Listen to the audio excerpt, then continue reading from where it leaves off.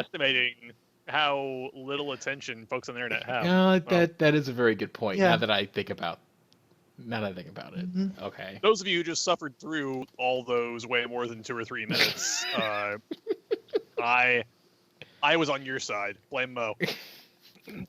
Yeah, it's been 8 minutes of us fiddling with cameras. That's years of internet time. Yeah. That's almost think a, three that's people just almost a died of full old age. episode of a let's play. Yeah, pretty much. Yeah. Oh well. 11, 13-year-olds just self-diagnosed with ADHD and bounced themselves off the walls. Well, welcome to the already started episode 40 of the Secret Cow Level podcast, apparently. Once again, my name is Mo. With me, I have Corey. Yo. And I got Derek. Hi, folks. How have you guys been doing? We recently Doing pretty good. played Visceral Cleanup Detail last week. Aid. More Yeah. like Generous. more like use of that term. attempted to find out what to If you do. want to hear me yell fucking Bloodwater like 37 times, then go check that out. Yeah. Or wait for the supercut. Save yourself like 2 hours of pain. It was pretty painful, to be honest. Yeah. It was a whole lot of, so what are we doing? And I think we're doing it right. And then, oh, wait, we didn't do And this. We're gonna get this right. And then laser. Yeah, and then we found the Oh, yeah. laser and then fucked up everything that we had accomplished. Turns out Mr. Cleanup Stop. Duty is less intuitive than I expected. Yeah. Maybe going in full blind on that one wasn't quite as good of an idea as I thought it was. Maybe not, but at the same time, we did make our own humor out of it, which is what's really important. Yeah. I guess the one thing I do have to say about the game is I wish there were some kind of progression meter. Like, I get the fact that there's no HUD, that's fine, but at a certain point you're like, am I doing anything? Like, am I actually cleaning? Is this trash that I'm picking up? Does that count toward it being clean? I don't understand. Like, if anything, I would want that at least. I'd Yeah. say, in defense of the game, A, we jumped into multiplayer. For all I know, we could have done the campaign and it would have been a lot more. Yeah, I mean, it could have given us a tutorial or something. So Yeah. we kind of shot ourselves in the foot there. B, there's supposed to be that little scanner thing. And while none of us really figured out what it's for, I think that's supposed to be your progression tracker. So. It I don't know. beeps, but then you click it again and it clicks. I figured that out. No fucking Okay. clue why I did that. Literally, it's like sniffer.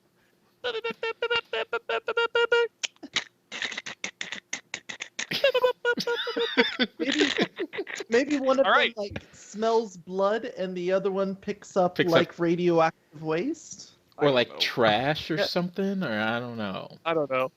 Uh, John's probably in the comments right now, once again, like screaming a tutorial at us in all caps, like he was all last week. Yes, thank you. That was If he hasn't just off himself by now probably from like all the that most. pain. That's probably like the most helpful thing that happened last week. Was that? You know, too bad we didn't read any of it. yeah, not until like Not 20 until like minutes after. yeah, not until he like shot himself and closed the stream and went for a walk. Still pretty fun though. It was It was okay. it was pretty fun. Yeah. Oh yeah. Outside- We'll have some more hijinks, and I think next week. Do we have it? We know what we're playing next week. We get them hyped about that. Shit. We said what it was, but but- then I I forgot said what the it was. player unknown battlegrounds. That's was what right. I was throwing out there. Yeah, we also talked about playing some 7 Days to Die.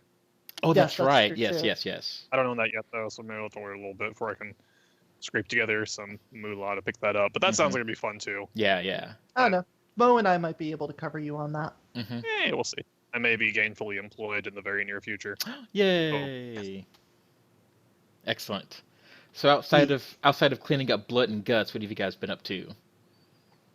Oh, playing lots of Path of Exile still because it's still fun. Ah, That's that pretty game is. true. Go for it. No, I was. Oh, I saw you hop on there I- once this week at least. I did. That game is everything I wanted Diablo 3 to be, is what I realized. Because I opened up the Blizzard app, or Battle.net, whatever it's called now, and they were like, new season 10 or whatever. And I was like, oh, maybe I'll log on. Then I was like, wait a minute. What if this is a trap? So then I was like, you know what? I'll try Path of Exile. So I logged in and I was like, oh, I'm never going back to Diablo 3. Like, the game is Yeah, so I much don't think- fun.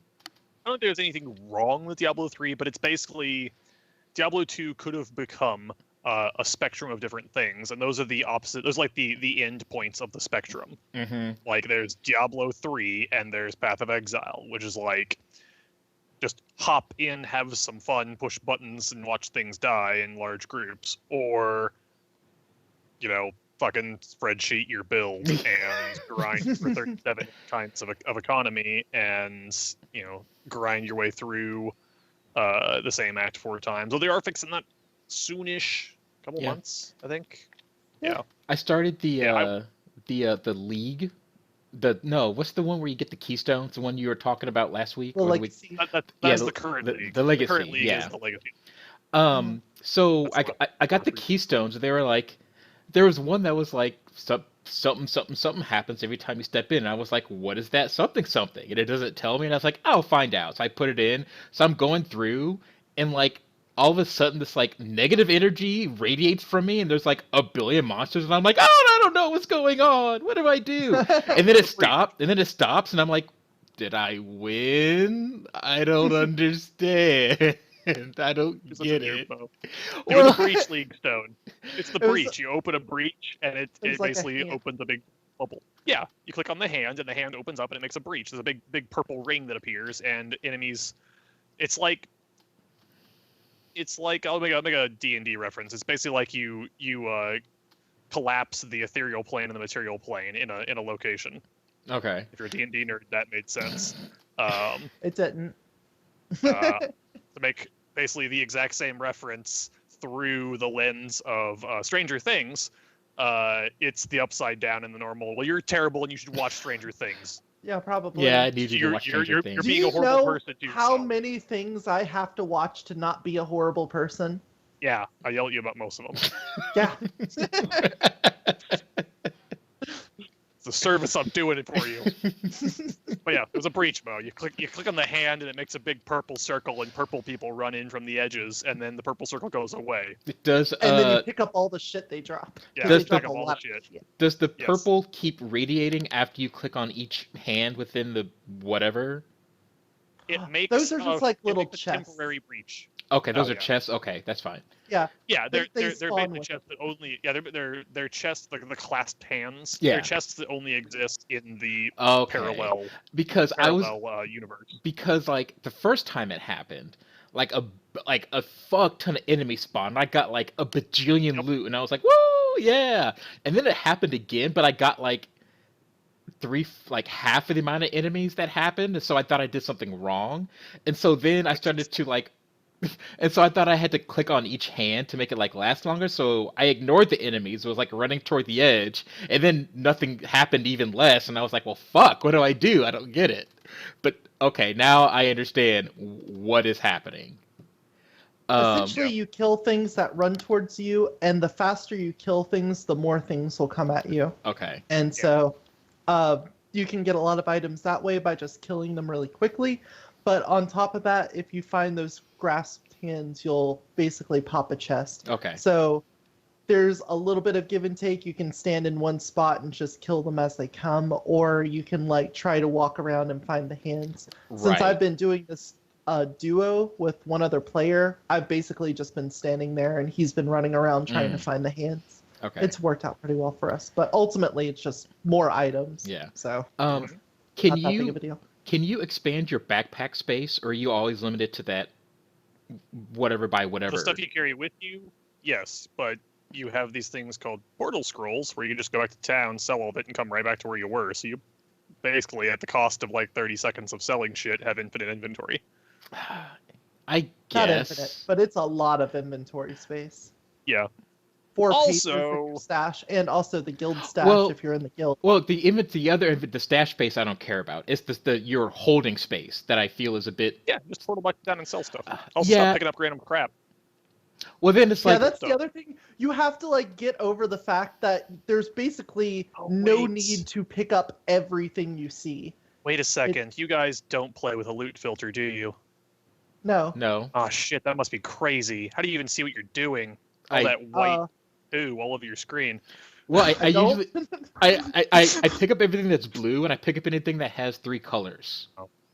Is what I've kind of. Well, always pick up anything that's 3 linked. 3 colors that are linked. You sell that and you get a chromatic orb. If it has 3 colors, it doesn't matter. That's the same as just any. Oh, okay, If it- okay. If you have a loot filter, I'm gonna link you to my loot filter because this makes your life so much fucking easier. Please. Yes, please. Because it'll highlight anything. First of all, it'll remove everything that is absolute shit that you should never pay attention to. Like white stuff never pops up on your screen. And but how do but you get wisdom isn't it- scrolls? No. That's fuck currency. you. I have a better Currency. question. yes, When you have the white stuff, there's still possibilities that it could be like a high quality one that you could apply a rarity. superior will apply or will show up. Okay. Okay, that's fine then. Yeah, if it's superior, it'll pop up. Otherwise, it won't. Even magic items below a certain level that aren't superior will not show up. But if it's a 3-color linked, it'll pop up and have a little border on it and be bigger. If it's a 6-socket item, which if you don't know, if you sell any 6-socket item non-linked, if you find a linked 6-socket, then you just won the fucking lottery. Yeah. But if you find anything with 6 sockets in it, you sell that to a vendor and you get 7 jeweler stones, Mm-hmm. Ooh. which is fucking Shit. great. Yeah. Yeah. And that'll pop up and be really big. Anything that's superior will pop up and be really big. But other than that, mostly you see good magic items and rares and uniques. Mhm. Also, not to get too elitist, but frankly, after, like, for me, when I feel like you jump into Path of Exile, you just sort of stumble around and trip over things, and you're like, I found a thing, I'm gonna equip it, and you're just like, I'm gonna put gems in items, and just sort of, do things for a while. And after you've done that on a character or two, and inevitably kind of just get to the point where your character might just stop being playable because you didn't really build right. That's usually what happens to me when I just sort of level as I go. I'm like, I'm doing great, I die. Immediately, every time I walk into anything. Then you kind of understand the game more, and you can start playing what I consider. This isn't me like setting rules for everyone else. This is me saying how my views on the game for me. So I'm not being an elitist douche to you all. You do whatever you want. But for me, playing like that's when I started playing basically real Path, where I go find a build, tweak it a bit, but something that's built for doing stuff at level like 60, 70, 80. And then you just kind of sprint through the first difficulty of the game. Well, at least the first 3 acts of the first difficulty. Like, especially if you have a group of people. Like when Tim and Trent and I play this, we'll basically do the first 2 acts in about an hour and a half. Then do the 3rd act in about another hour and a half, and then the 4th act in about 2 hours, and then we're in Cruel. Like, I think Tim and Trent, man, I didn't play much recently because I was doing other things and taking care of my nephew and stuff. But we started new characters last week. I'm making a Freezing Spark build, which is pretty sweet. I'll babble about that in a second. But basically, like, we all got to, like, we all made it to Cruel. Basically, we beat the first 4 acts on normal. Last time I played, and that was basically middle of last week. And Trent told me today that they made it to Merciless over the weekend. So they basically just beat the 2nd difficulty of the game over the weekend, and then we go run, Merciless stuff and do maps and things. And you get a lot more of the game, like higher level builds, especially when you start doing builds that rely on certain uniques. You can do lots of really crazy stuff you can't do before, and that to me is when Path of Exile really started to like grab my attention. Yeah. Because like the Freezing Spark build, there's a unique ring. You can actually start wearing it at level 20, which is pretty sweet. Some of these builds don't work until a really high level because you need that unique. But this one, it converts like 40% of all your lightning damage into cold damage. And so you run that, and basically all your lightning spells do lightning and cold. Mm. And then you run super high crit and run spark. And so, spark's the one that just shoots out the little skittering random blobs of Yeah. energy for those people who don't know. And you just spit out like a big cloud of those outward, and they hit enemies and they all freeze. So you have this like cloud of electricity across the ground, and when the enemies step on it, they get frozen. Right. You just run around and make a shield of freezing lightning all around you, so enemies can't get to you. Run around, doing like blade whirl or lightning teleport or shield charge, whichever mobility ability you're using, and freeze everything in front of you, and they're basically electrocuted and frozen, and it's awesome. Like it's working out pretty well for me. Nice. I'll probably just have to ask you for a couple builds then, because I don't know. I haven't gotten to the end game yet. I mean, I've made like 6 characters, and every time I do, I get to like the second playthrough or maybe the third playthrough before I get distracted by something else.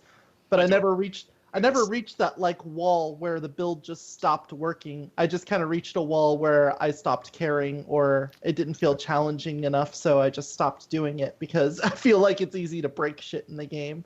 But Kinda. right now, the character that I'm most invested in is my soloing character, which is a dual-wielding swordsman that uses curses.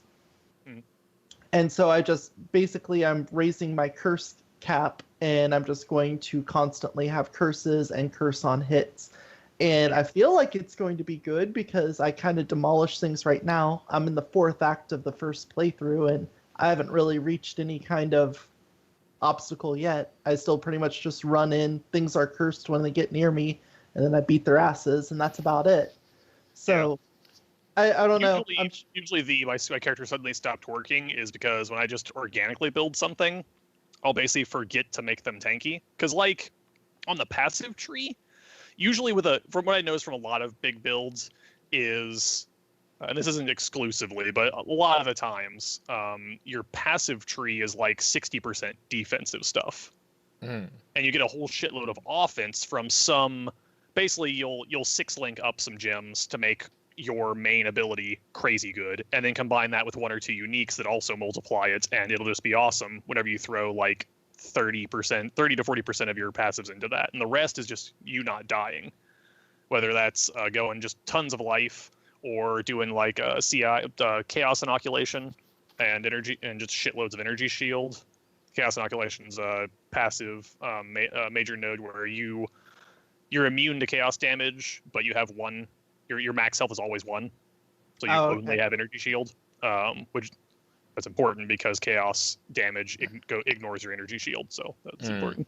But behind that node is like 3 super good energy shield ones. You combine that with a bunch of good energy shield, and then you're pretty sweet because you have really fast regen. That makes sense. Where you just go shitloads of life or shitloads of evasion, stuff like that. You gotta pick a defense. Because my builds, when I'm like, I want to do this, I can get all of these nodes that make it so much more damage, and I'll run up and like kill the first half of the wave, and the other half of the wave insta kills me. And I'm like, that's not working well. Cool. The ultimate idea for the curse character was to be a late game support, because I want to be able to just like spread curses on enemies and also have the endurance, frenzy, and power charges, and have that one node that shares them with your allies. And basically be a super support buff person and do curses, have auras, and share things. When fall back to the curse thing, you have the node, I'm assuming, that lets you. That says enemies can have 1 extra curse. That's still total number of curses on enemies, not per person. So if you're supporting and other people in the party are running curses, then you can't have them at the same time. You kind of overlap each other. There are a few like super strong Aurabot builds where you basically reduce mana reservation, because with your auras, it reserves a certain percentage of your mana. You do a whole bunch of reducing mana reserved and run like 95% of your mana reserved, and then run like 3 more on blood magic and reserve like 70% of your health as well. and then you get a animate guardian spell, which is where you animate a ghost and you can equip them with armor, and you equip them with unique armors, with unique items that give auras when they're equipped. And so your guardian also has like 5 auras on it. And I've seen a build that runs like 12 auras, I think. And Sounds then you doable. just summon minions because you're pretty much absolute trash. You just make everyone around you have like double all their stats. But you can't do anything because your entire build is just, look at all these goddamn auras. Please don't touch me. And So then you're like a walk into a boss skeleton. battle and spend the whole time not getting touched by fucking anything. Yes. You basically you get some friends, and then as for your contribution, you like summon like a handful of skeletons, and they'll be like godly skeletons, just going to town on people, or something like that. But Okay. Well, I feel like cursing people is a little more active than that, because it's the Exactly. same problem It I is have with super being a important. minion master. Is you just end up going, "Go, my minions!" I wish I was having that much fun. I built this character to watch NPCs have fun. Yeah. My issue, I do love Path of Exile, and I've put, I think, well over 300 hours into it now. I'm not even gonna look on Steam, but my issue though, and I was talking to Trent about this when we were playing last, is almost every Path of Exile build centers around taking a single ability and just making it crazy good, and then that's all you do is use that ability. The reason they're all like that is because that's almost always by far the best thing to do. You're not going to run 2 6 links. You could, I suppose, but there's not really any reason to. Like, if you want that, like you have to either split half of your gear and passives toward one ability and half toward the other, or you get 2 abilities that are basically really similar. Like these both are lightning projectile spells, and I can get increased damage and all that. But then why don't I just run 1? I'm just using 2 slightly different things. Yeah. I mean, it's still the same thing. So we were trying to think of builds that were more active and where you use different abilities. Trying to think. There was one where it's a cast on damage taken build, but you use a unique where every time you cast a spell, you deal damage to yourself based on its mana cost, and you just run like 4 or 5 different cast on damage taken like 4 links, and you're just like, I'll do this thing, I'll cast this spell, and then I hurt myself a bit and cast 5 more spells. And you do a lot of stuff, but you still just hit the one button, and the button does a bunch of things when you hit it. So it's There's just an extra middleman there. yeah, it's basically macro though. It's like I do lots of things. Watch, I hit the one button and I do 5 things instead of hitting the one button and doing one thing. It is kind of how Path of Exile is. I don't know if that's going to change much in 3.0. They're more changed up the act structure, but that would be cool. All right. Well, I think that's just kind of a general problem with these Diablo-esque style games, though, is almost always you are more benefited by min-maxing as much as you can by Yeah. taking one thing and putting all of your resources into it, all your equipment, all of your skills, all of your stat points. I feel like that's just how it is, not only because of how you have to manipulate luck in the game, of getting items and trying to make things work in your favor, and it's just so much easier if you try to focus on one thing. But it's also a party-based game, so usually it's okay to min-max because you'll do this one thing really well and other people will cover you. So everything about the game kind of just lends to itself being let's make this one thing really amazing, and we'll be 4 people with one amazing thing and nothing will stop us. Yeah. So, One thing to address it is there is a real lack of utility of abilities in the game. Like most of it is different kinds of attacks or like things that buff you so you can attack better.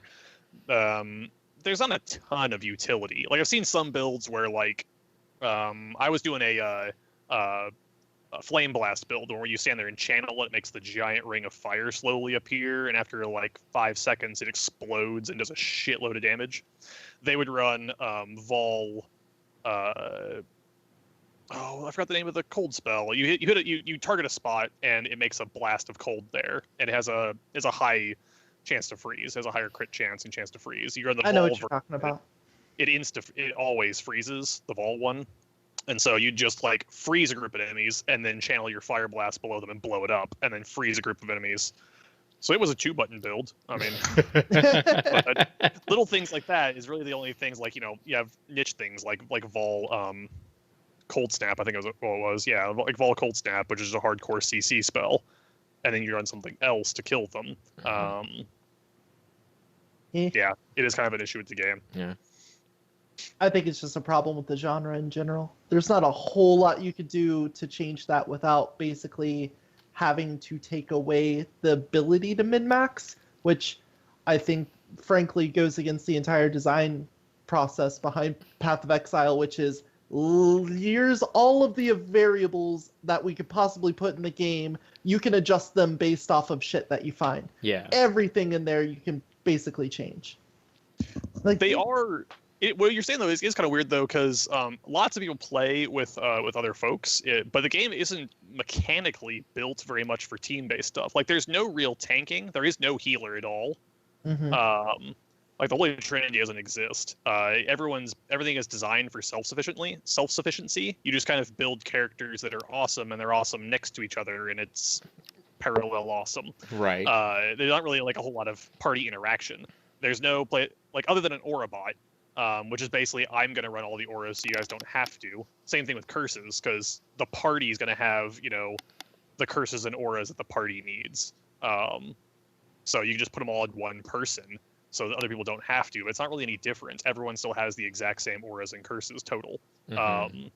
There's no real way to play a support character where it's like, I'm gonna use this ability that'll make your next attack do lots of damage, or like a real tank, or I'm gonna run in and like CC these guys down and distract them. Like, you can kind of do that. There's a couple of shouts and you can do some stunning, but I mean, the game's based around you being able to just destroy a wave on your own. You don't really need a tank. Yeah, it's like the old saying, the best CC is the target being dead. Yeah, death is, death is the best stat effect in the game. It always is. So it seems like they were kind of afraid of making solo play not viable, to the point where they made team play not really important. I mean, it is more fun to play with friends, and people will do it purely for that reason, but mechanically, you don't really need anyone with you. Yeah. Most builds are designed to be self-sufficient. And you also don't have to worry about sharing loot then, if you're solo. Yeah. I mean, it's not that big of a You deal because everyone I play with, we just kind of share shit anyway, so Yeah. that's fine. It does also increase the loot drops the more people you have in a party, so it helps a bit. I always kind of figured it was about the same. I believe it also know increased- that when I'm by myself, I tend to run a whole lot more like item find stuff. And when I'm in a party, we don't really worry about it a whole lot because we're more focused on just getting through the game than picking up every little thing. Yeah. Yeah, we rarely pick up anything that's not a unique or a really good rare when we're blitzing through the first, like, 1.5 difficulties. Yeah, I've realized that I have no reason to pick up anything that isn't gold or orange. Yeah. I just, True. that's about Like, it. really, when you're in like the first difficulty, at least the first 3 acts of normal, you can pretty much just get enough stuff to wear. You barely even need gear, because like the best leveling item is Tabula Rasa, which, if you don't know, it's a unique cloth armor that has no stats and no defenses, but it's got 6 white links on it, and it's level 1. That's what. Like, when you're running around, you see people in like a white T-shirt. That's what that That's is. what it It's is. the pajamas. Yeah, it's the pajamas. Like, you go into town, and you'll see like 7 people, and 4 or 5 of them will be wearing Tabula Rasa if you're in normal difficulty, because that's the standard. Like, you basically wear that until you can't get away with having no stats on your body piece anymore, and things start killing you. And you're like, okay, I need that extra like 80 or 90 health and 370 armor, or way more if you keep it on until halfway through Cruel, like we tend to. Yeah. It's a lot of stats you're missing, but it's a 6 link, so it's stupid powerful low level to walk out of town at like level 8 and have a 6 linked Frostblades. You're just like, everything's dead. Yeah. Everything's dead. Everything's dead. Like, I did like 700% of your health. I'm my minimum damage. Like that's Yeah. just it's silly. Cool. Mm. What have you been up Well, to, Derek? Oh, sorry. Yeah, we started with that. I mean, I did some Path of Exile. It wasn't the only thing I did. Though. I played some Super Smash Brothers Melee, I guess. Play some Smash. Yeah. I was gonna ask you if you've been doing much Smash lately, because I haven't heard much on that. It's from where my controller is busted, and I still have to get a new one. I had Yeah. a friend let me borrow one, and I can use it, and it's all right, but it's brand new. So every time I try to do reverse hits, the stick is so crisp that whenever it flicks back, it's registering as an additional hit on that side.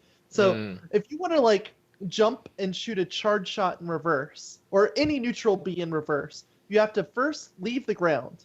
Then you have to press the stick in the opposite direction. Then return the stick to neutral, and then press B. That way, whenever you do the neutral B, you'll turn around and do it. So if I want to do a charge shot, and I'm facing this way, and I jump through someone, and I need to shoot it backwards, I have to tap behind me, reset it to neutral, and then press B, and I'll turn around and do the charge shot. But the controller is so tight that whenever I flick that way, it goes back to neutral, but in the process, it's going back so fast that it's passing by the neutral spot and going into the other one. So I jump, flick, press B, and I still shoot in this direction. And 360 reverse charge shot. yeah, it's driving me crazy. But I can short hop with that controller, which is what I can't do with my other one. So I can't win.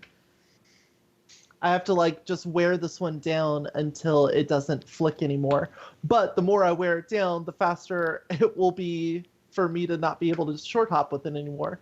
Because the way you short hop is you have to press up on the well, this isn't the only way. Obviously, you can press X or Y and do it, but I'm a dumbass and I jump with the control stick. So whenever you go to jump in that game, your character squats down, and after they squat down, they'll jump up and leave the ground. If you press the jump button and hold it down through that whole animation, you'll do your full jump height. You'll jump all the way off the ground completely. If you press the jump button and let go of it before that squat animation is over, you'll jump at about half the height.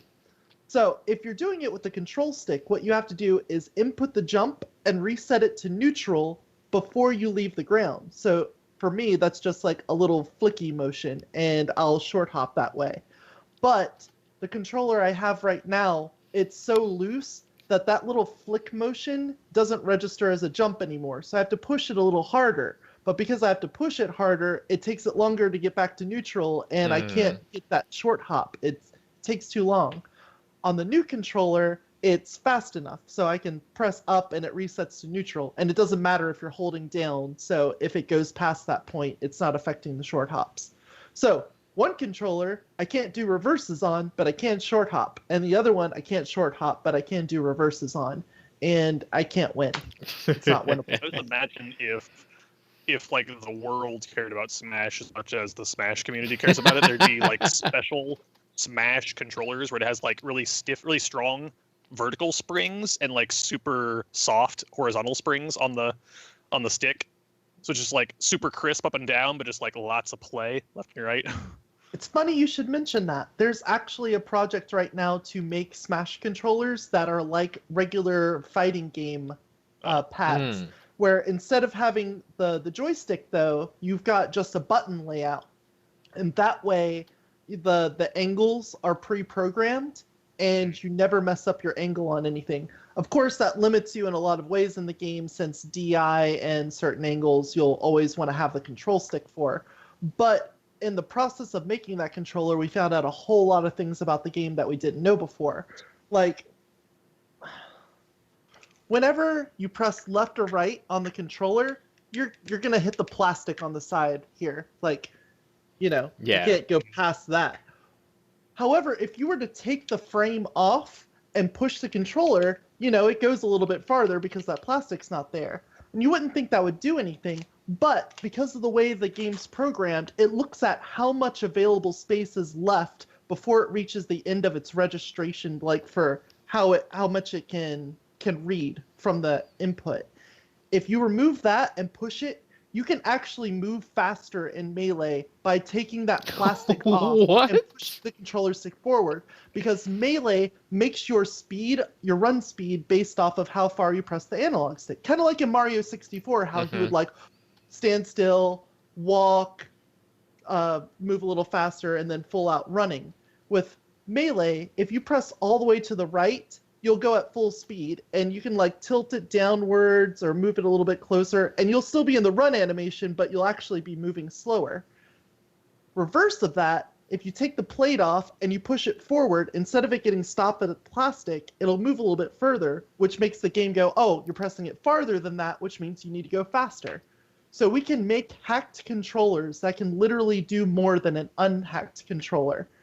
And that's got some implications that could be scary, because if you have modded controllers that can actually perform better than regular ones, and not to mention regular controllers aren't consistent. I mean, sometimes they read a little bit more than the others. You could literally have two Nintendo controllers where one of them can make your character run faster than the other, which puts in perspective all the whining and bitching and complaining about, my controller sucks, your controller's so good. It actually makes sense now where your controller literally could be unique in that it can move faster than other people and have better angles than other people. And it's stupid.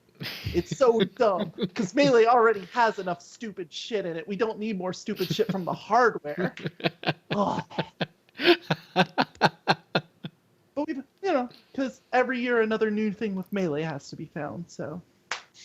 But outside of that, I think that's all I've been doing this week is Path of Exile, a little bit of Melee, and getting drunk, naked, jumping off people's roofs. I'm sorry, go back to that other one. Huh? Oh, Melee? Oh, I think we talked about that enough. Oh. Yeah. What have you been up to, Derek? Other than basically since I last actually played Path, other than like some family stuff over the weekend for Easter and shit like that, there was a big event for Summoner's War, that shitty game that I Is that the play one? a lot. And don't put any money in? Is that the one you're talking about? Don't ever put any money in it. That one, okay. Don't All right. do it. Play it, waste all of your time. Actually, okay. If you are of very sound mind and strong self-control and not at all like, liable for gambling addiction, mostly. Like if you're like a robot or a Vulcan or something, then you can sit there and go, I'm gonna put in money because I can get X thing by grinding for 10 hours. Or I can spend 2 hours of my paycheck and buy X thing. If you have a situation like that and you break it down, and you're very confident in your self-control to not do that 6 more times immediately, then that's the only time you should ever do it. But it's still mostly a ripoff. So usually it's still like unless you get paid a lot of money. If you're working minimum wage, it's worth. Your time grinding is worth more than your time at work monetarily. So that's a statement about America. This shitty fucking grindtastic Chinese app game gives me a better return on my time investment than American minimum wage does. Anyway, but they had an event. Yeah. Not to mention a better sense of progression too. God, it feels like every time I turn on this game called IRL, I'm in the same shit doing the same thing. Yeah, I'm waiting for the patch. They promised it like a few months ago, and it's not working out. Like the day one DLC is pretty shitty. They've been loading on the extras, and I don't want any of them. Anyway. Summoner's War. Summoner's War. So they had their third anniversary event has been going on for a while. It's like from a week and a half ago to the end of this month, and you can get a whole lot of free shit, and it's been pretty great. They had extra grind for free shit or less grindy shit over the weekend. But at the same time, I thought you were gonna say grind for free event, and I was like, I think that's what a free to play game is. But there's been a lot of stuff to get over this weekend, especially because on the weekends they kind of load up the event stuff and give you some other event stuff throughout the week. But this weekend they also launched a new update, and it's actually really cool. Both because it got somewhat veteran players like me a shitload of easy to obtain, awesome free stuff, but it also helps out new players a lot in a way that really, really matters. It's so the game already has a tutorial. It's actually a tutorial that you are required to play through. Even if you install the game on a new device and just want to log into your existing account, you have to play the tutorial on your guest account and then delete that and log into your new account. And that's a pain in the ass. So the tutorial's there, and it does force you to play that. That is a good thing, because the game is not all that intuitive. But they added in a set of missions now, and the missions are basically a tutorial on the meta of the game, which normally I would be totally against a game directly and specifically enforcing its own meta. But in this case, it's really important because you can just waste a whole shitload of time and effort in Summoner's War by not knowing how to do things right, or like trying to do things that are totally pointless to do, or that you shouldn't be doing until you've played for like another 100 hours because you can't do it right now. And a lot of that is just not at all obvious. So they added a set of 4 mission paths. One of them is about basically runing monsters. So every monster has 6 rune slots, and you can get different stats on there, and you can basically, the stats from your runes can essentially be another like 100 to 150% or more of your character's base stats. So it's the important ones that you build for.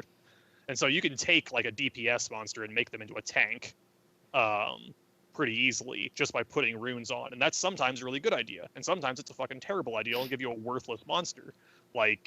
And you just have to know like how to do that. Or you could just slap on runes and give them shit stats across the board and not realize that that's what you did. So this one like tells you these are what runes are good for different kinds of monsters. This is how you farm runes. This is how you level up runes. This is sort of the pace at which you should do all this. You're not wasting all your resources trying to make one really awesome rune out of a shit rune, and your character has no other runes on them. Like, you just put all your resources into basically nothing because you think it'd make it good. And then there's another one for how to level monsters. You have a party of monsters. Regardless of how many monsters live to the end of the level you run, all of them get the same XP. So the way you power up your fodder monsters to feed your monsters to evolve them is you have one monster who can solo an area, and then you just run like 3 level 1s with them, and they all die in the first wave, and that other person finishes the level, and they all gain like 7 levels. Okay. And it basically teaches you how to do that and gives you things along the way to help you do that. It gives you a set of runes specifically to make a monster able to solo this one particular level, which is generally the best one, the easiest one to use to level. And it gives you missions saying like, you complete stage 3 of the mission by being able to solo that mission, that level on auto with one monster. And if you do that, then you move on. And it same thing with like the first big dungeon you try and make it through so you can farm the really good runes. It has a whole level whole mission path about being able to farm to be able to basically be able to farm this dungeon, and along the way it gives you the lower level but really, really good monsters that a lot of people don't realize are super good, because they're like monsters can be 1 to 5 stars, and there's a couple of like 2 and 3 star monsters which you normally overlook really easily, but they're super good for running dungeons. And it gives you those. It says, hey, these are good, level them up to do this dungeon. And it's really, really awesome. It helps out new players a ton. If I didn't have like Reddit to go do a bunch of research on all this and figure it out myself, that would have been a big help. Right. And then for the rest of us, we just basically did all the missions over the weekend and got a boatload of free shit. So that's awesome too.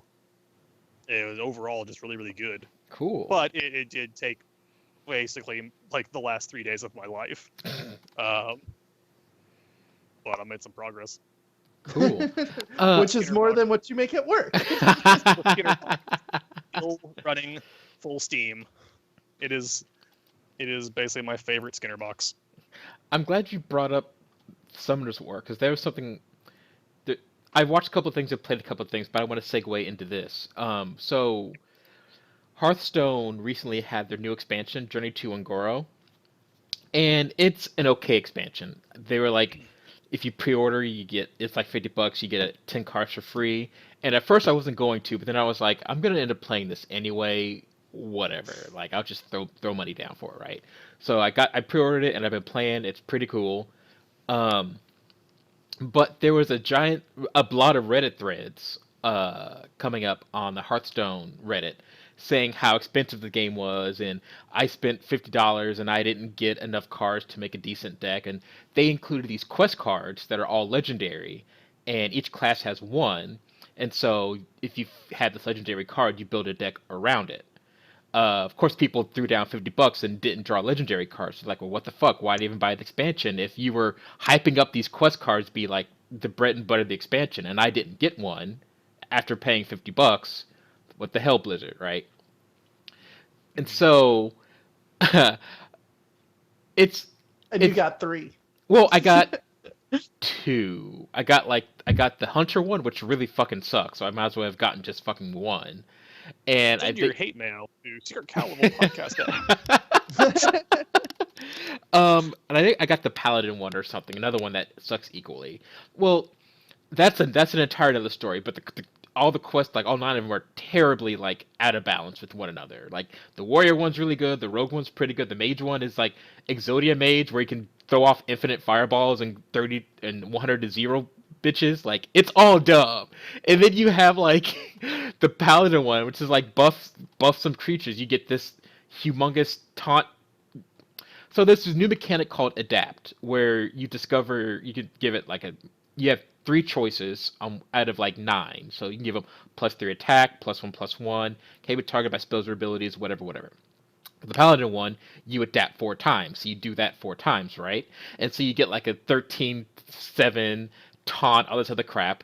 And then they're just like fucking polymorph it, and now it's a 0/1 with taunt. And it's like, oh, Yeah. you spent all that time doing that dumbass quest, and oh, look, it got CC'd. Womp womp. So there's silly things like that going on currently.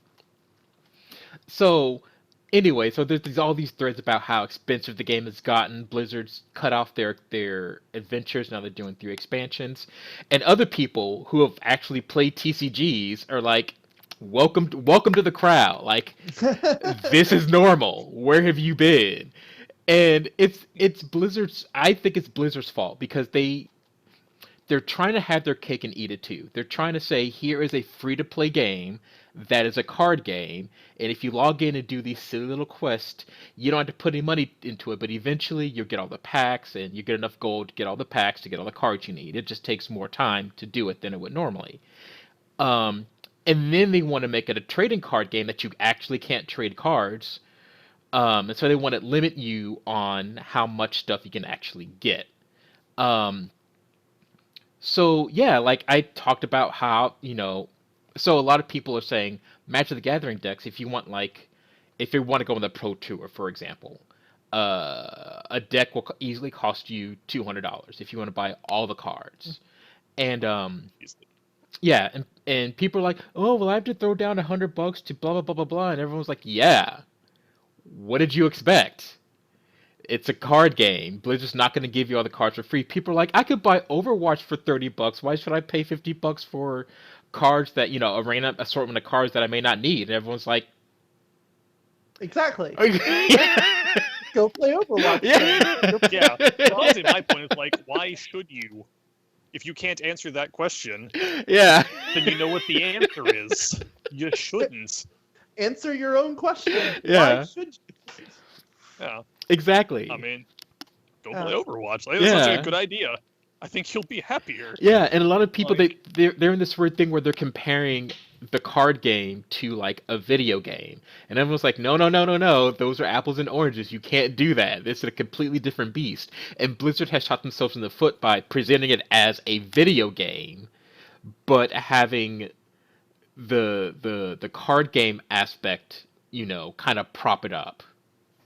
I have a little bit of a different viewpoint. I feel like these trading card video games, Hearthstone being the biggest and most successful of them, have essentially just stopped tricking people into not noticing what was always true, which is that you can play a card game, whether it's electronic or not, for this large pile of cash, or you can play, Skyrim for 700 hours for $60. Like, why are you playing the card game? Like, when a new Elder Scrolls comes out, it's not like you're not allowed to play Skyrim anymore. Yeah. But in Magic, it's like, oh, a new set came out, and so Standard is now a different set. So if you are trying to play Standard, you're going to have to drop a whole lot more money to stay current. Yeah. But every random person who doesn't know what they're talking about says, you can just play Extended. That'll totally save you money.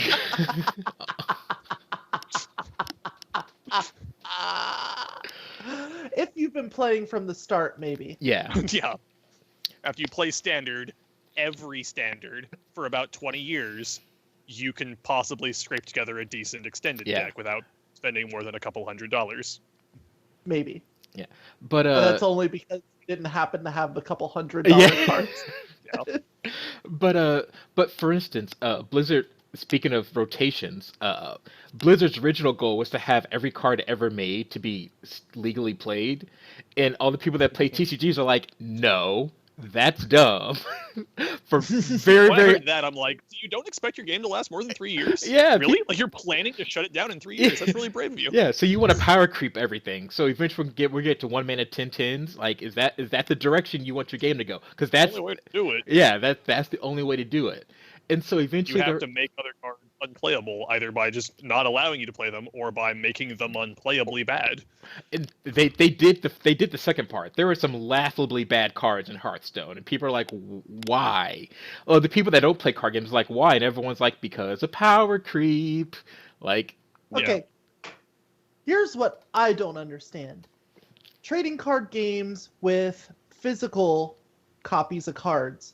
If you want to errata it, it has to be put on some kind of like server. You have to like go online and see what the update is. Because I know that happens a lot with Magic cards, where they'll find a ruling or something, and if you don't know what's up, you can go check MTG's Salvation or whatever the fuck, whoever hosts the judge rulings. However, with a virtual card game, if there is like power creep or something like that, you could literally change cards to be updated. They've done and that. I know that they do patches and stuff like that, but I feel like you could avoid that problem by making sure that when a new set comes. I'm sorry, but Blizzard doesn't want to. Like, this has been brought up before. Power creep is necessary, because otherwise, if you've got 18 expansions out, and the cards from all 18 expansions are equally playable, that's too many playable cards. Like, I don't need the latter, 11 of those expansions. I've got 7 expansions worth of playable cards. Why do I need any more? I can just keep playing the exact same deck forever. They have to power creep. If they're not going to cycle cards out to stop me from being able to play them altogether, they have to make cards that make my cards no longer good enough.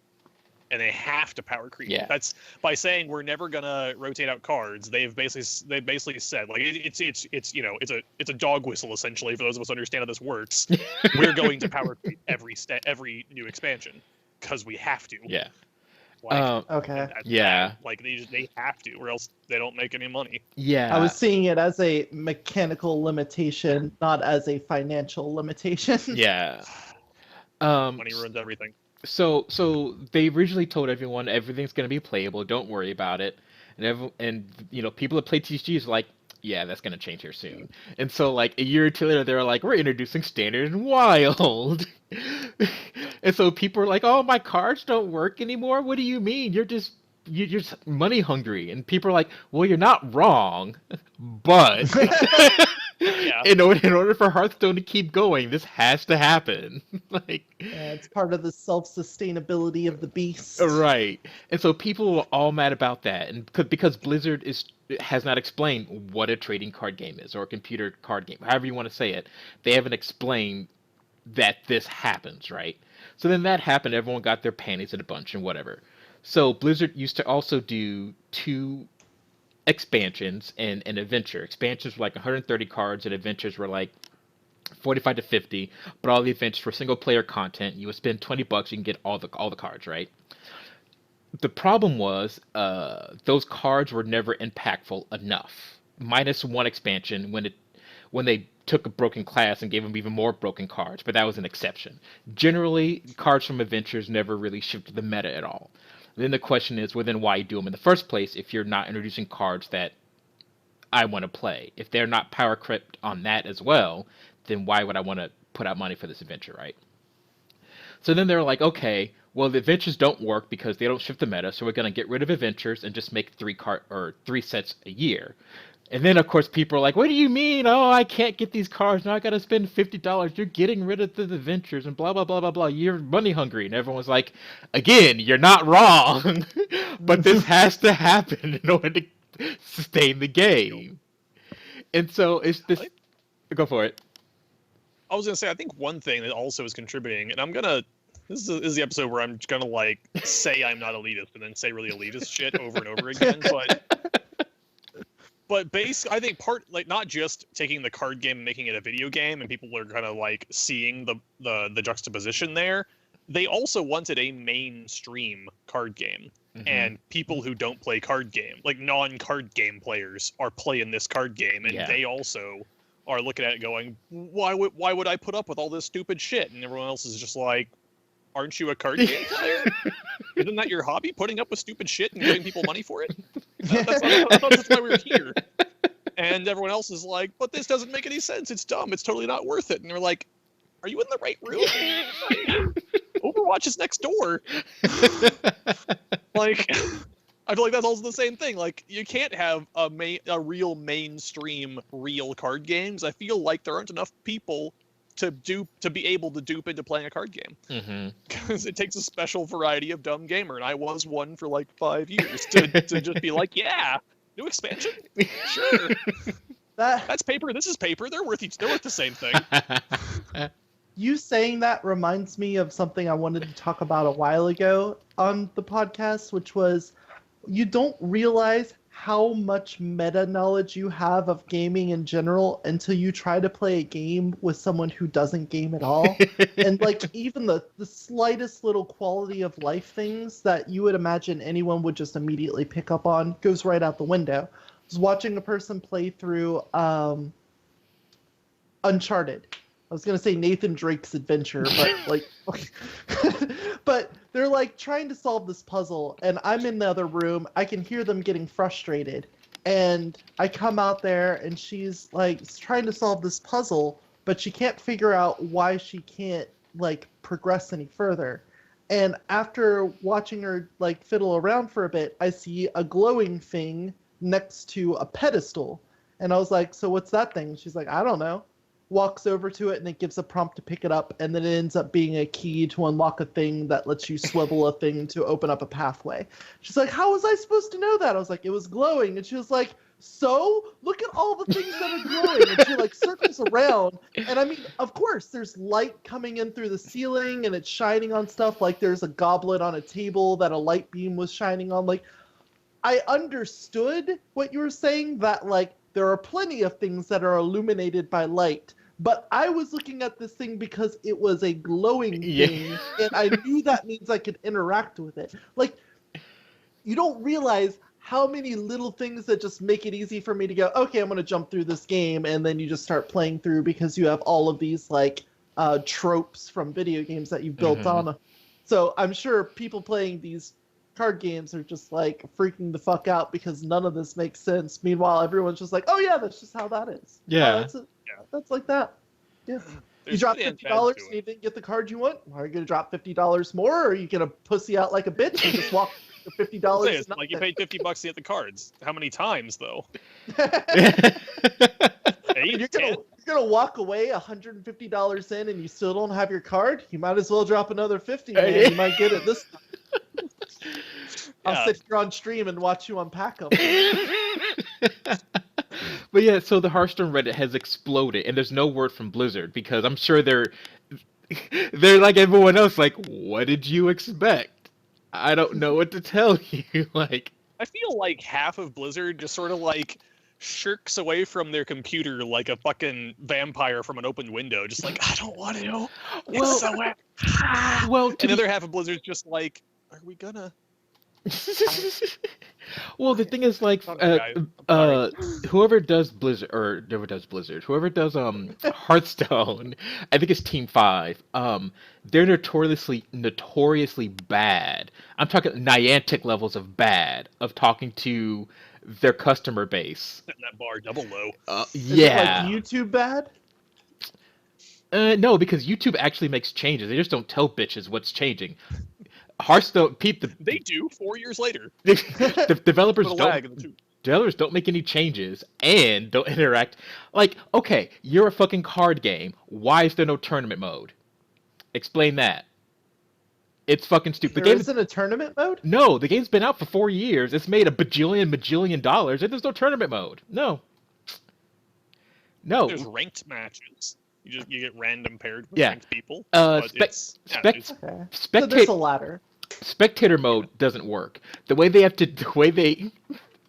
this is so fucking janky. The way they spectate is so if you normally spectate a match, the person who is on top of the screen, their cards are upside down because reasons. So in order to fix that, they have the normal view of the one person, but on the top they have like um a capture of the other person's hand from their computer, except it's flipped right side up.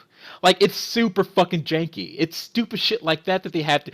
I expect them just to show like the bottom half from player one's perspective, and the top half From also player- from like player two's Yeah. perspective. So just like hand half the board, other half of the Yeah. board. Like, just, there we go.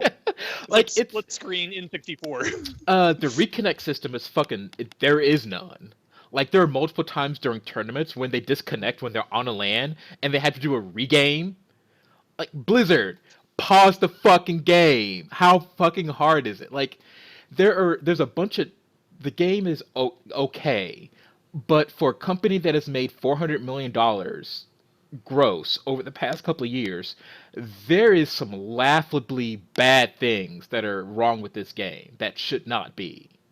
Like, it's stupid. And then, so you add up on that, and then you've got people who don't understand that you have to put money into this thing in order to get a competitive deck.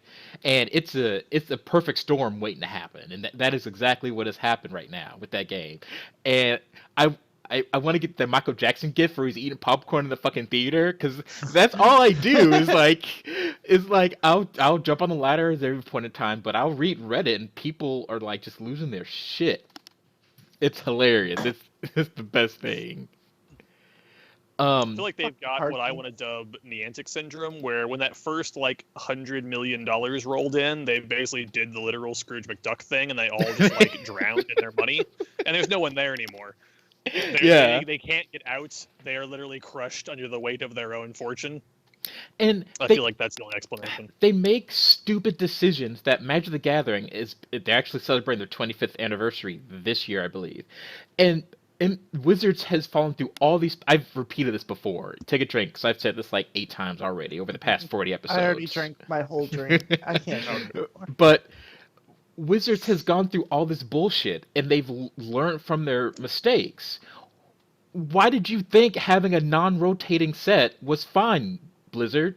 No other card game except for Yu-Gi-Oh!, which, by the way, has power creep go fucking lore out the ass because there's a non-rotating standard. Like, there are first turn KOs in that game because shit is so broken. Just, I don't know, Blizzard. You dug your grave on this one. Like, I'm just eating I don't popcorn. know. They haven't dug their grave because they're still getting fucking money like crazy. So See, I don't. They're still throwing money. I honestly don't know because everyone is finally starting. look, people can't trade their cards, right? Correct. So whatever money they've made, Blizzard's fucking made. It's not like these people are going to get their money back by selling off their cards, right? I guess they could sell their account. That's possible, I but suppose you could do that. Yeah. But But- if you're on Reddit bitching about this, you probably don't have an account worth selling. yeah. no one's either gonna that, buy it anymore if they know it's yours. I guess even with that information, it's not like that's going to cut into Blizzard's bottom line. If people don't like the new series or new stuff, Blizzard's already made infinite money. I mean, how much does it cost to print a virtual card? Yeah. It doesn't It cost. costs overhead, but it's not nothing. Yeah. But it is statistically similar to nothing. Yeah, it's kind of like printing ink on cardboard and selling it for several dollars, but even less because Yeah. you're arranging Yeah. ones and zeros, Yeah. and selling. Honestly, when you can straight up, when you can legitimately say your overhead is lower than Magic the Gatherings, then your cost of production is less than Magic the Gatherings, then it's a good deal. Yeah.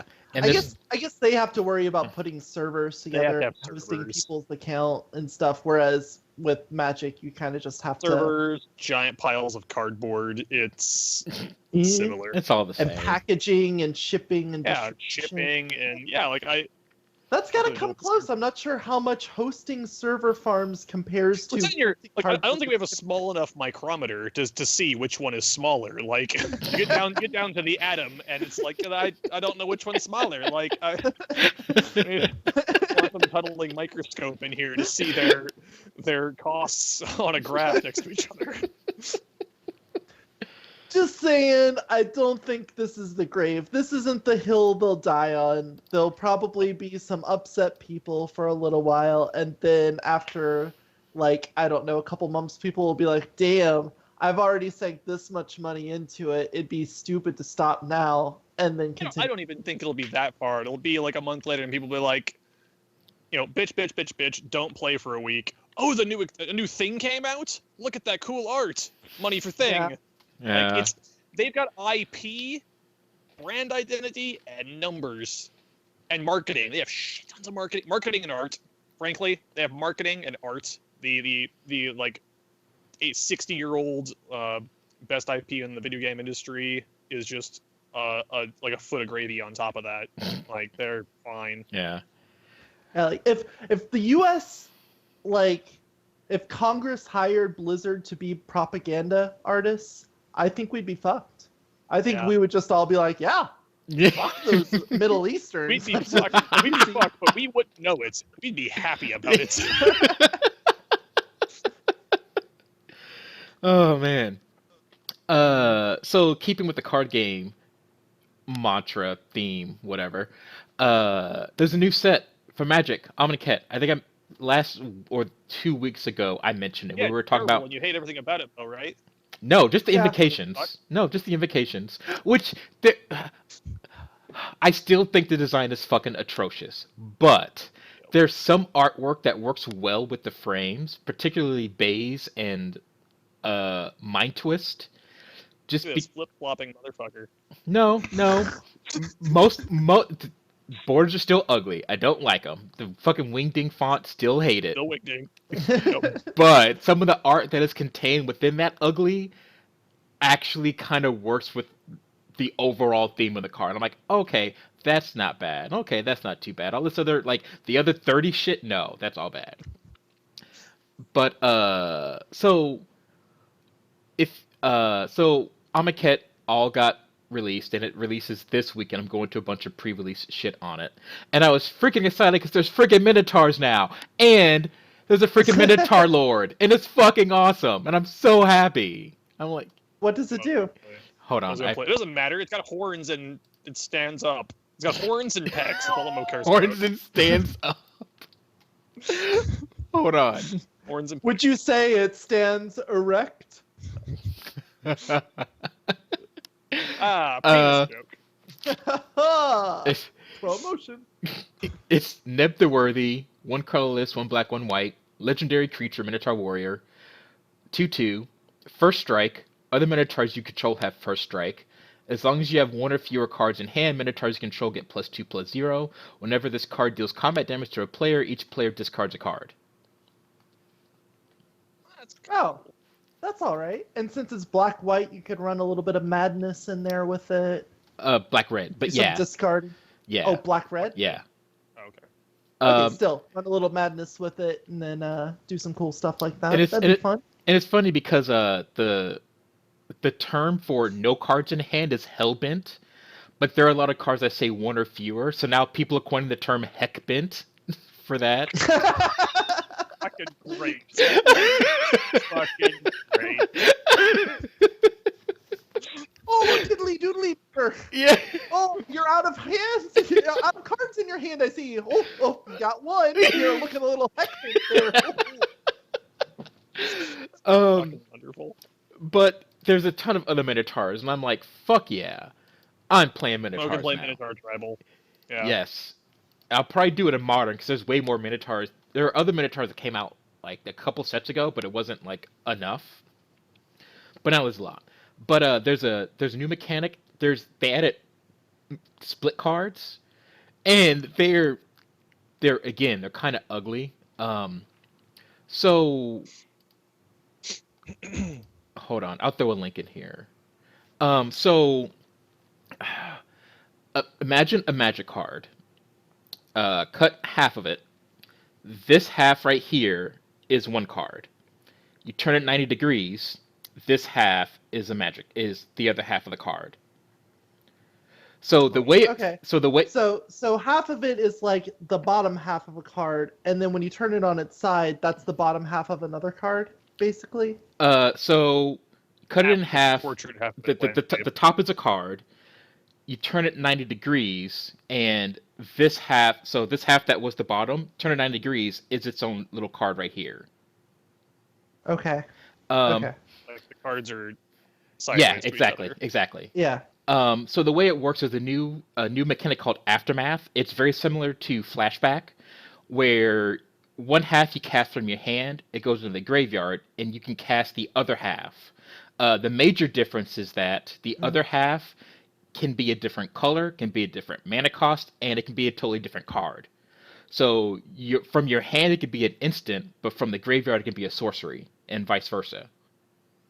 Or from your Okay. hand, it could be a white card, but from the graveyard, it's a black card. That's pretty cool. Yeah. And so So whenever you're targeting it, what kind of card does it show up as? Like if it says remove a black card from a graveyard, is that card kind of like Probably a both? color card. the correct. So they had to change cards because on fuse card or split cards, because it used to be whenever you cast a card, whatever mana you paid for it, it was that card and that converted mana cost. But they changed it now so that if a card is not on the stack, you add the converted mana cost of all parts of the card.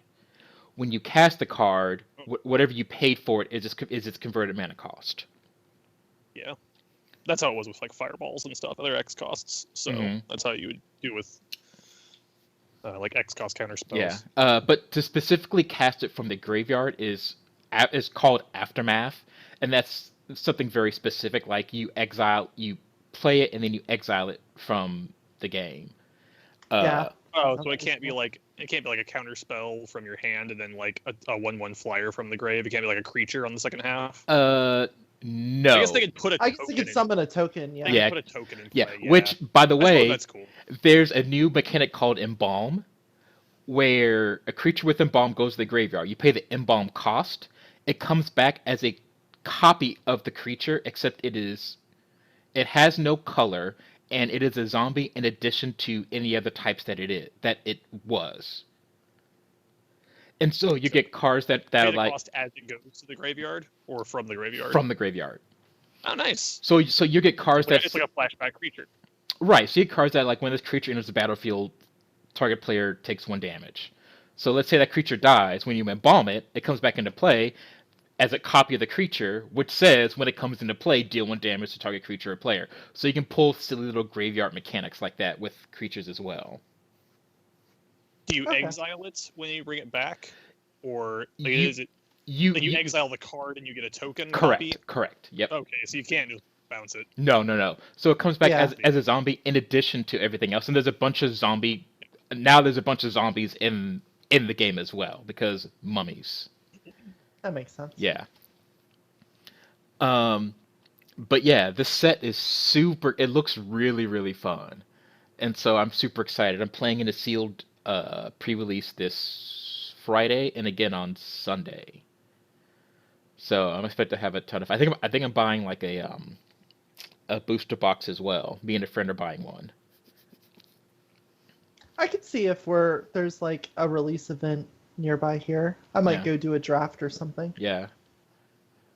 I'm not sure if we'll actually use any cards or anything, but I mean, it might be fun. I haven't been to a Magic event in a while. Yeah. I started getting into sealed or limited because um it's just a lot of fun. I went to a Modern Masters 3 sealed event, and that was a lot of fun to play with all those cards because everything was already bonkers to begin with. And so like I played like a green white token deck that was just stupid, and someone else was playing like an equally stupid burn deck, and we were all having fun because it's like I have 11 billion tokens, I nuke you for 11 billion, we're all having fun. Yeah, I always liked limited and draft. I guess draft isn't limited for me. Basically sealed and draft, Hmm. but I never really wanted to pay for. I never really wanted the cards enough to pay the cost of the cards, because the cost of a draft is basically the cost of the packs you get plus some extra. Right. I would always have friends like sponsor me and just give them the cards, but that's why I really miss cube drafting. Like proxying up a cube and cube drafting is basically the best Magic, because you don't have to pay for anything, and you get to do my favorite thing, which is draft. And also make ridiculous cards. Yeah. Or Well, also you use ridiculous cards. Yeah, you use all the most ridiculous cards, but yeah, like cube drafting was great. We had a proxy cube back in college, and I miss that. Mhm. I remember that. It's good I times. I think that highlights my worst like aspect as a deck builder, which is deck building. Like I can pilot a deck pretty well. Yeah. I can help someone like go through their cards and be like, okay, this would combo with this. This would work well with this. I don't think this like 3-cost green would go well in your deck because your mana ramp's here. But for me to like sit down at a draft and be like, let's open up this pack and look at these cards and have some idea of what deck I'm going to build and know which card I'm going to pick, and then look at the next hand and do the same thing and go, this is what I have, this is what I can choose. Right. What do I do now? Like I am fucking awful at that. I'll still do it. I'll still have a good time. But like throwing a bunch of cards down and having me try to make a deck out of it is asking for me to build a terrible deck. Yeah. I don't know. And Two tiny little dicks coming out of the top of your tiny head. little dicks. Yeah, look at itty bitty penises. Little itty bitty penises. Oh god, they're waving! What does it mean? It's all penises. um I don't know, drafting always came pretty naturally to me. Like, I loved it. I like sealed. I don't like drafting because You know what I'm gonna do? uh That thing where you stick your dick between your legs? What? Wait, what? Where else is your dick? Where's your dick the rest of the day? Isn't it always between your... Just. There's somewhere else you can keep it? Oh. There was at the end of the chain. I prefer sealed because it's 60 or however many cards you get, and you just build a deck. I don't like draft because people tend to take money cards, which I totally get. Like I would too. I mean, that just means I'll beat them. Yeah. See, me, I wouldn't, because usually I was giving all the cards to someone else anyway. Yeah. I would, if it was sponsored me, I'd tell them like, okay, you get to pick 2 money cards that I will money draft. Yeah. Otherwise, I'm only drafting stuff that'll win. And Yeah. I'd be like, okay. And Give me then a when card. you win, you get cards, right? Yeah, you get more packs. So I'm Yeah. like, Yeah. it's really better for everybody. But again, I didn't care. I get more cards anyway. And then it's hard to know. You can kind of tell what's been passed around, and that part I'm still not good at, because you see 15 cards and then it comes around, there's like 6, and it's like, well, I don't, someone else has the other 6, and I don't like that part. I can't really compute. But if I have like 60 cards in front of me, I can say, okay, I know that these 40 kind of work together, so I can work with that. That's also the thing. Like, I don't really like go like, okay, what kind of deck am I building out of the, based on these? Like, this is a good draft card. That's the best draft card in this hand. Set it down. Next hand. Is the best draft card in this hand the same color? No. Who cares? 3 Yeah. like 3 passes in. Okay, I've got 3, white cards and 2 blue cards and 1 black and 1 green. Doing white black. All right, Right. white green. Right. Just like pick good draft cards. Yeah. And also, Yeah. I do really like drafting, like to the point where there's a game. It's a tabletop game, not a board game because it's just cards, but it's called Sushi Go. If you've ever played, Yeah. I think Oh we- yeah. I was there. I think. Yeah, you were there too. Yeah, okay, you were at that con. You were both there. I forgot. So yeah, Sushi Go is great. Yeah, we kind of had a wait, fucking panel there. Yeah. Wait, that was that. Okay. I knew there was some. There was a group of people, but like a couple of people who were always in that group of friends weren't there. And I always forget who was who. But yes, that was the one we had the panel at. So, but yes, quick version for people because I love this game and it fits in a tiny little tin. And it's got adorable fucking art that are all like sushi with happy faces. But it's a drafting game. Like you draft cards, and the cards are worth points, but most of them don't give you much points on their own. You have to combo them together with other cards. So there's hate drafting involved, and like remembering what's in there, and you just draft, and it's great. Yeah. Wonderful game, totally worth the like $15 or $20 it costs too. It's fantastic. Yeah. Shout out for Sushi Go then. Yes. But yeah, so I've been doing that. Also, Ocean sunfish? crap, where did my show notes go? I lost my show notes. Here we go. So MST3K came back. Have you guys seen any It's episodes? good. I watched most of the No? first episode, but then remembered, yeah, fucking Felicia Day. Felicia and Patton Day, Oswalt, yeah. the bad guys. Like, It's it's amazing. it's not really a It reboot. is. It's a continuation. Like they pretty much like there's one episode where it's like, here's our 400th episode. If you've been watching the other 397, It's awesome. but it's the same premise. It's nothing has really changed outside of like the actors and the writers. The intro, even though it was made yeah. this year or last probably, is still a bunch of fucking paper shit and like little like plastic Yes. train figures like That's moving how it around should on be. really on this Yeah, wire. It's exactly. It's basically the same damn show, but with like people I know instead of people who were on the original one. Yeah. Like, great. It is more MST3K. It's just fantastic. Yeah.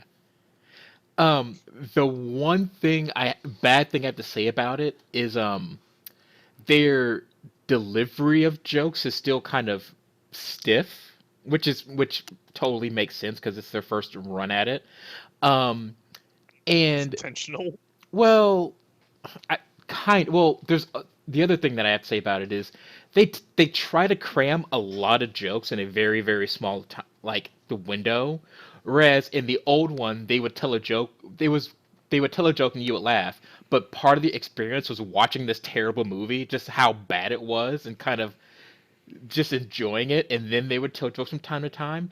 There was one that I saw that I can't remember the name of the new season, where it was like joke, and then they would take a breath, and then another joke, and then they take a breath, and then another joke, and it's like, calm down, like we'll get through the movie. You don't have to keep talking. Like it's okay. I don't know. Some of the old MST3Ks, I couldn't get through the movie. Like I like, oh, give me another joke. I can't make it. Okay, they told another joke. I got a good like 18 seconds before I just died. Right. So From the imagine movie. that just on like the opposite spectrum, and it's like, just take a couple more breaths between jokes, and then we're at a I good don't know. spot. But Like I said, I'm sure you could do it, but I feel like underdoing it is much more painful. I've only watched most of the first episode because I realized after watching, I was like, "This is great. It's MST3K," but I'm just sitting here, with my girlfriend on the couch, sober, just the two of us watching this. That's not how we're supposed to watch MST3K. We need like 7 more people and 35 more beers. yeah, Oh, pause. We'll get back to this. yeah, yep. So that is the other thing. It's on Netflix. Those of you who don't know, if you're like, It "There's is a new on MST3K," and that's total news to you. Yeah, Netflix original series. If you've never reboot. if I you've don't know. never watched it or anything, It's on Hulu too. oh, it is like the old episodes, or the new episodes. What's that? Yeah. The old episodes? Yeah, Okay. they're also on there. Yeah, they also have old MST3K on Netflix as well. On not all of them, they have a select few for some reason. But Netflix well- licensed the packages, so they can't license just yeah, the TV run. They have to license the the DVD compilations. I'm fairly certain that we see Mystery Science Theater 3000 on Hulu. So that might be why. Maybe they had a bunch of episodes up on Hulu, and then the new series was going to come out on Netflix. So then maybe they just took the things that weren't already licensed for Hulu and threw it on Netflix. There's been some old MST3K on Netflix for at least a year or more. So I don't know. Okay. Yeah. That's how it is with a lot of series. They only get to license the DVD sets, and some series don't just release like this is season 1, this is season 2. They're always like this is like Mythbusters always pissed me off. They only have like a third of Mythbusters, or had like a third of Mythbusters on Netflix, because Mythbusters only had compilations where it's like this is episodes 14, 37, 85, 2, 7, and 6 where we do things that involve chickens. It's the chicken DVD. Right. I just want season 4. Can't you just give me season 4? This is how this is supposed to work, Dan. Right. Just give me a fucking box set. I don't know. So that's my assumption. But I did say, if you've never seen MST3K, I would suggest watching the newer ones first, because the older ones they're still funny, but they kind of show their age. A good stopgap between the two might be Riff Tracks. Yeah. Oh yeah, that's Go a good grab point. Riff I Tracks. forgot that was a Some thing. movie from like the early 2000s. And so if you don't know what Riff Tracks is, because we're talking to people who don't know what MS23K is, so might as well just like explain fucking Gravity at this point. But Riff Tracks, it's some or all of the guys from MST3K, Most. at least some of them, most of them, and it's just an audio recording though, and you basically hit play on a movie that you already like own or stole separately, and play on the Riff Tracks audio at the same time. And you just let the audio play while the movie's playing, and basically you just play some audio of some people making fun of the movie that you're watching while you watch the movie, and it's As MST3K. long as we're talking to people that don't know what MST3K is, it's that thing you've probably seen parodied or maybe actual clips of it, where it's a giant movie and then you can see like a couple people's heads as if it was a movie theater down in the bottom. Some silhouettes of like Yeah. movie theater seats. Yeah. Yeah. One of them probably a weird shaped robot or a weird shaped head with a flappy mouth that you don't understand what it is. Yeah, those are robots made of really shitty props. And they make fun basically of just sit movies there called- and make fun of the movie as it plays. Yeah. That's Mystery Science Theater 3000. So if you're interested 53K in is- people watching bad movies and making fun of them, you've probably seen that parodied in some way already, and that's what it is. Yeah. And people watching bad to okay, or even sometimes really good movies and making fun of them. That's Riff Tracks. They just Mhm. have movies, and they made a recording of them making fun of it, and you play them at the same time. Yep. Also good. I guess you could like cardboard cut out some silhouettes and tape it to your TV or something. You want Get the a flappy mouth robot and just do this. Yeah. Crow. All right. I think it's time to go ahead and get out of here. It's getting kind of late. Yeah. Been recording for about an hour and a That's half. Yeah. All right. Do you guys have anything to plug, to say anything before we go ahead and close the show again? I love every one of you except for you. Yes. All right. Yeah, All right. I think that said it all. Thank you for listening and watching episode 40 of the Secret Caliber podcast. You guys have a nice night. Bye. Bye.